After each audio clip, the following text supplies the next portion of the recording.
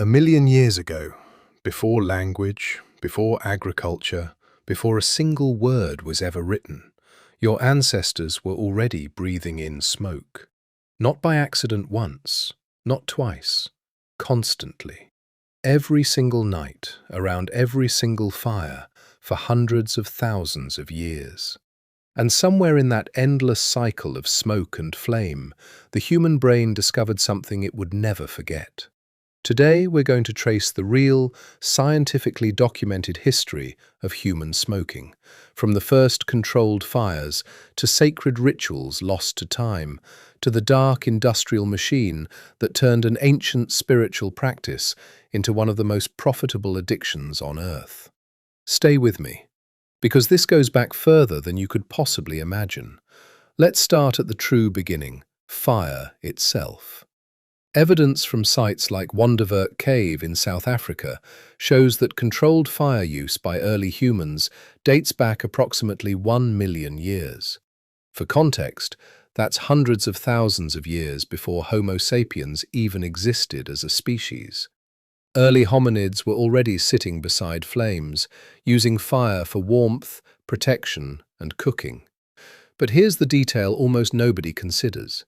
Every single one of those nights, for 1 million years, early humans were inhaling smoke, constantly, directly into their lungs. And smoke isn't neutral. When certain plants burn, particularly ones containing specific alkaloid and cannabinoid compounds, they release psychoactive substances into the air. Modern science has identified something remarkable about human biology that makes this discovery even more significant. Our brains contain something called the endocannabinoid system, a network of receptors that respond directly to certain plant compounds released through smoke. This system didn't evolve because of smoking. It existed already, deeply embedded in mammalian biology. But it meant that when early humans accidentally burned the right plants near their fires, their brains were biologically primed to notice and remember the resulting sensation. An accidental inhalation that made you feel calmer, lighter, or strange in a pleasant way wouldn't be forgotten. It would be sought out again. Now here's where we have to be honest about something important. Finding direct archaeological proof of ancient smoking is incredibly difficult. Smoke leaves no skeleton. Burned plant matter decomposes within years, sometimes months. Unlike stone tools or bones that survive for millennia, the physical evidence of someone inhaling smoke 50,000 years ago simply doesn't exist anymore. So how do archaeologists actually know any of this happened? They rely on rare, exceptional preservation sites, and when they find them, the evidence is genuinely extraordinary. One of the most significant discoveries comes from Central Asia, where researchers uncovered ritual burner sites dating back approximately 2,500 years to around 500 BC. These weren't accidental campfires. These were deliberately constructed devices, wooden braziers specifically designed for burning plant material and inhaling the resulting smoke in a controlled, ritualistic setting. Chemical residue analysis on these ancient burners detected concentrated traces of cannabis compounds, confirming that ancient peoples in this region weren't just burning plants by accident. They were engineering specific tools for the explicit purpose of intentional smoke inhalation. Moving to the Americas, archaeological evidence tells an even longer story. Researchers have confirmed tobacco use in the Americas dating back at least 3,500 years, with some evidence suggesting origins as far back as 12,000 years ago. Pollen analysis, residue testing on ancient pipes, and chemical traces found in archaeological sites throughout North and South America consistently point to indigenous peoples deliberately cultivating and smoking tobacco for thousands of years before any European contact. This wasn't a casual habit picked up recently. This was a deeply established practice stretching back to some of the earliest organized human societies in the Western Hemisphere. So now we arrive at the most important question. Why did ancient humans smoke?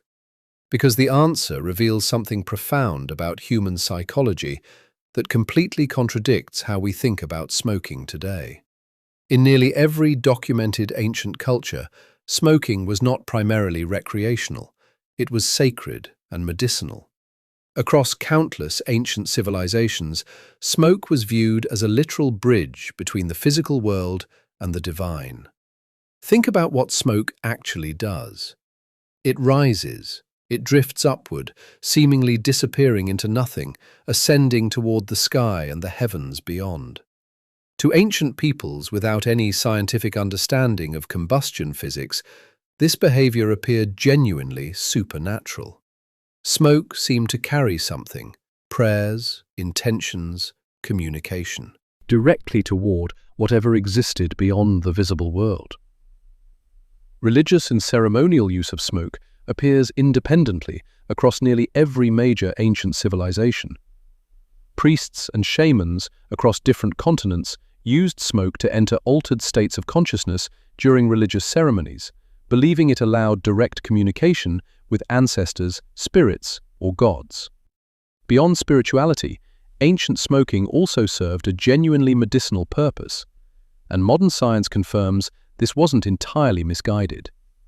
Ancient healers across multiple civilizations specifically used smoke from plants like henbane to treat respiratory illnesses and throat conditions. Henbane, a plant containing genuine pharmacologically active alkaloids, was burned and inhaled by ancient peoples specifically to treat lung ailments, ease breathing difficulties, and manage pain. Modern pharmacological analysis has confirmed that henbane does contain compounds with genuine analgesic and antispasmodic properties. Ancient humans, through countless generations of trial and observation, had identified real medicinal applications of smoke inhalation, centuries before anyone understood the underlying chemistry or biology involved. But perhaps the most fascinating aspect of ancient smoking culture has nothing to do with spirituality or medicine at all. It has to do with something anthropologists now describe as social technology. Sharing smoke, passing a burning plant or pipe between members of a group, created something biologically and socially powerful. When a group of people simultaneously experiences a mild, altered state together, something measurable happens to group dynamics. Trust increases. Social bonds strengthen. Cooperative behavior becomes more likely. In small prehistoric tribes, where survival depended entirely on group cohesion and mutual trust, shared smoking rituals functioned as a powerful social bonding mechanism, not unlike how modern humans use shared meals, alcohol, or communal experiences to strengthen relationships today. This is why the famous indigenous American peace pipe tradition carried such serious weight. It wasn't merely symbolic. Ancient peoples genuinely understood, even without modern neuroscience, that sharing smoke created real psychological and social bonds between individuals and tribes. An agreement sealed through shared smoke felt sacred and binding in a way that mere words alone could not achieve.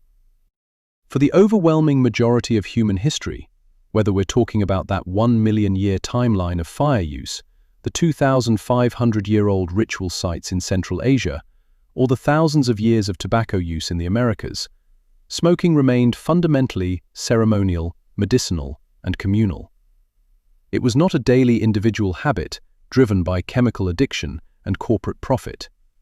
It was something closer to a sacred technology, carefully integrated into the spiritual and social fabric of ancient human life. And then, everything changed. The transition from ancient ritualized smoking to the modern tobacco industry represents one of the most significant moral and behavioral shifts in human history.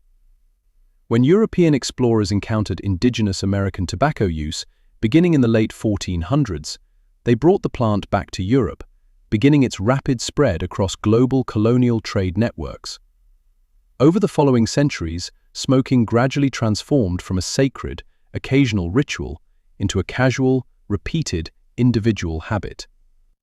The true turning point arrived in the late 1800s, and accelerated dramatically through the 1900s with the invention of automated cigarette rolling machines and the rise of mass industrial manufacturing.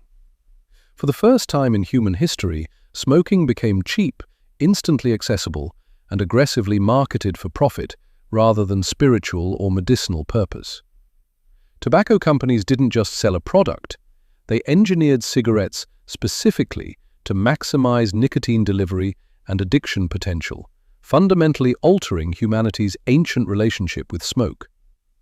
What had been a careful, ceremonial practice passed down through generations with deep cultural meaning became an industrially optimized addiction, deliberately designed and marketed purely for corporate profit, with devastating consequences for global public health that we are still grappling with today. So let's bring this all together.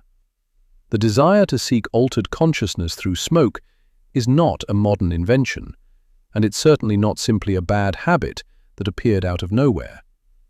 It is a behavior deeply embedded within human biology and human history, predating agriculture, predating written language, predating civilization itself.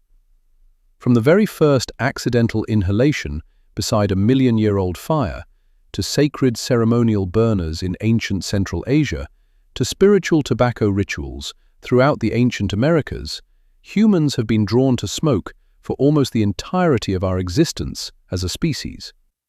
What changed wasn't the fundamental human impulse. What changed was the meaning we attached to it, and the systems built around exploiting that ancient impulse for profit. Every time someone lights a cigarette today, they are unknowingly participating in a behavior connecting them backward through an unbroken chain of human history, stretching back possibly 1 million years, though now almost entirely stripped of the sacred meaning our ancestors once gave it. If this completely changed how you think about something as ordinary as smoke, smash that like button right now. Subscribe to Ancient Instinct so you never miss our next deep dive into the hidden origins of human behavior. Drop a comment below. Do you think ancient humans, with their sacred and ceremonial approach to smoking, actually had a healthier relationship with this practice than we do in the modern world? I'll see you in the next one.